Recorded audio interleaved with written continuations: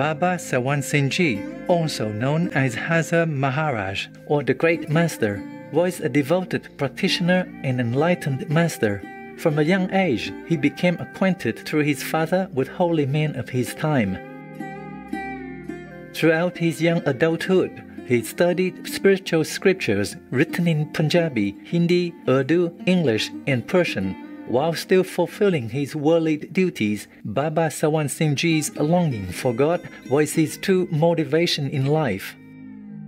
Ultimately, he was led to the enlightened Master Baba Jaimal Singh. Following Baba Jaimal Singh's passing, Baba Sawan Singh Ji became the second Sadguru of the organization Radha Swami Sasambehas, founded in northern India. Followers of his teachings came from all religions and also from many countries. It was said that he initiated some 150,000 people, the largest number in history at that time, into the spiritual practice of inner heavenly light and sound. Thus, he spread the light of God realization into all corners of the world. Today, we are honored to share with you excerpts from Baba Sawan Singh Ji's Letters from Spiritual Gems, a collection of letters written to practitioners living mainly in Europe and the United States. Addressing a range of spiritual matters, this correspondence offers simple clarity and a certainty that reflects the Master's deep wisdom. The greatness of this spiritual Master resonates through his uplifting and loving words. We are honored to share these spiritual treasures.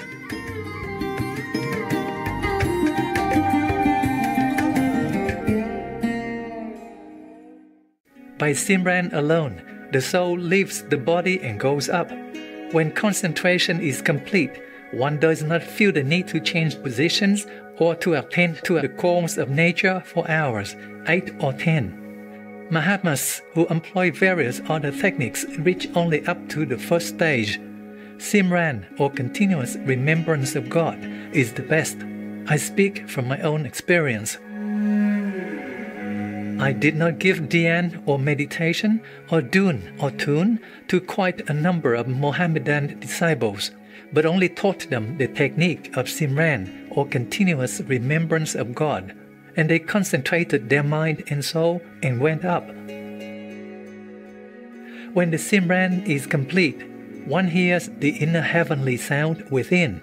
If you can vacate or withdraw the current from even half the body, you will see inner heavenly light inside. I received hundreds of letters to this effect. My work is practical. In order to see how they behaved and how they felt, I initiated them into Simran only, but they went up and saw things for themselves. This meets the objection made by several people, namely that they see only what they have been told. Even after going in, you are not allowed to meditate on the sun, the moon, and the stars. These are material inside as well as outside. Till one reaches the Ashdal Kamal, or 8-petaled lotus, he is not fit for true dhyan, that is, contemplation of the Master's form. In the primary stages, chitta, or mind stuff, serves as nirat, or sight. Real nirat is developed higher up. The anahab shap, or unstruck music, goes as far as the region of matter and mind. After crossing Param Dasar, or true shap, is heard. Of the 3 phases of spiritual practice, the first is Simran. With the help of Simran, we have to vacate the 9 doors of the body. After crossing the sun and the moon, we need something on which to fix our attention. You can stay there only with the help of dhyan. After that, you require inner heavenly sound or shap for going up. The true shap begins from Turiya Pad, or 4th state. The power that has created the entire universe is shap.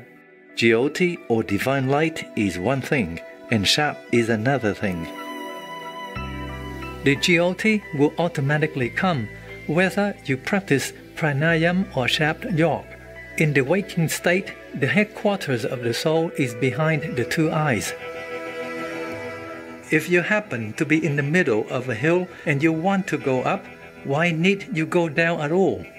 You can go up from where the concentration of the soul begins. When you cross the new chakra or blue center, you will see GOT. It has 1,000 lights. At the stage where the GOT is, there are 10 sounds. The soul has 2 faculties, the faculty to see and the faculty to hear. Shabd is of 2 kinds, Varnatmak and Dunyatmak. Whatever can be written, read or uttered or pronounced is Varnatmak. First of all, there is the sound which is made by the tongue, and then that which is muttered in the throat. The third is that which is spoken in the heart. The fourth is made in the nabi or navel center by the yogis with the help of pranas or life force. These sounds can help you only in concentration, but no further. We have to withdraw the soul out of the 9 doors, cross the sun and the moon, and go beyond that.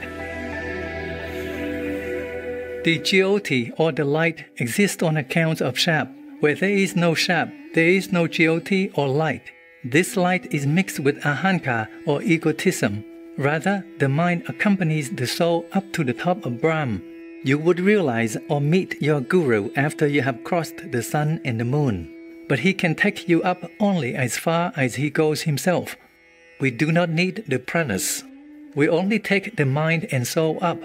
Atma or soul becomes Paramatma or Supreme Soul only in Satlok or the 5th spiritual region.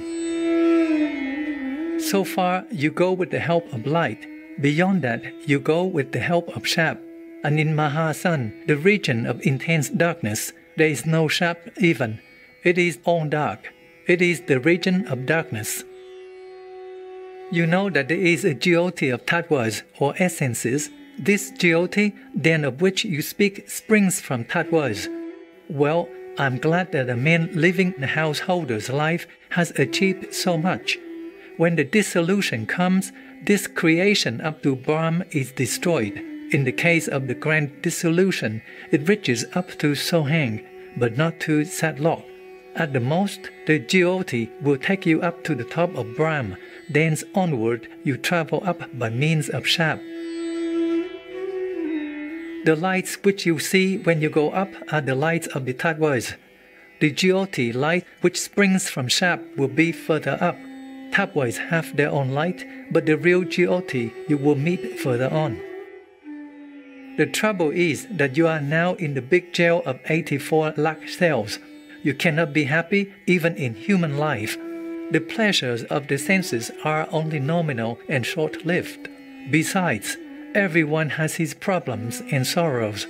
One's daughter is a widow, another son has left a widow, yet another is groaning under a load of debt and all types of adversity.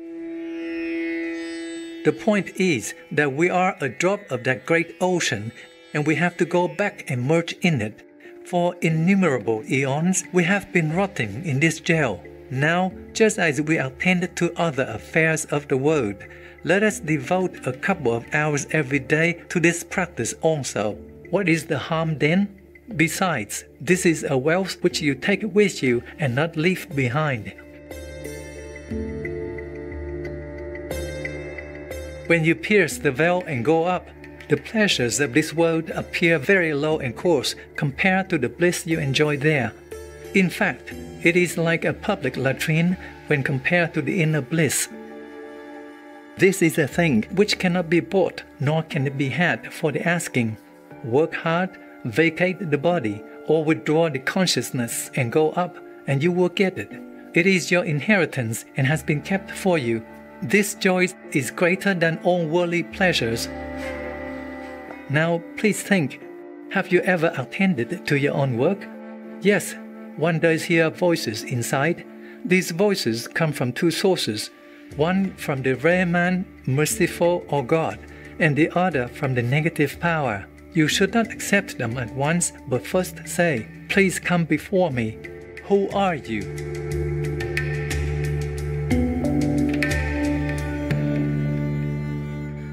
Brilliant viewers, it's been a pleasure to have you with us today on Words of Wisdom.